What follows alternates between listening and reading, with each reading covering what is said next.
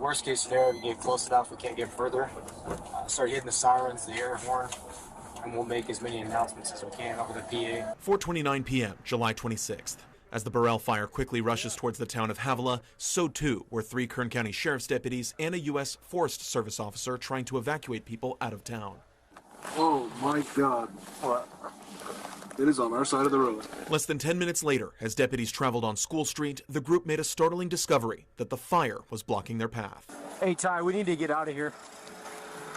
We're on School Street, and a fire has jumped across the road, and we're going to be dealing with multiple fires in our area. At 4:38, the deputies realized they were in trouble. All their escape routes were blocked by the rapidly spreading inferno. Their body cameras capturing the threatening flames and smoke, thick like tar, filling the skies.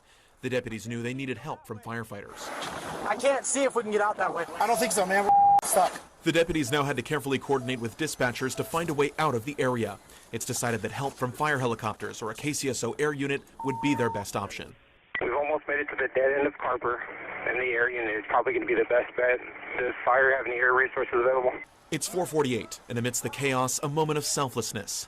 As the trio prepares to move to higher ground, the Forest Service officer gives the deputies 2 fire-resistant jackets. The group now appears to consider burning around them to keep larger flames away. Where are we going to light it? Down here? Are you sure about that? Yeah. Okay. So we want to push down into that fire. Okay. So light it here, this side, and hopefully it burns you down that way. 5 o'clock.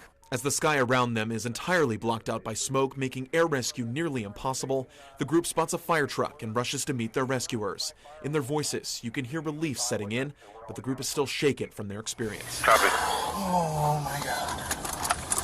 Okay, we're almost there. I think we're going to be okay. 40 minutes after realizing their tense situation, the 4 men make it safely to fire crews. You guys okay? We're going to let the fire burn up there. We didn't do anything. You okay? We didn't do anything. This guy got you.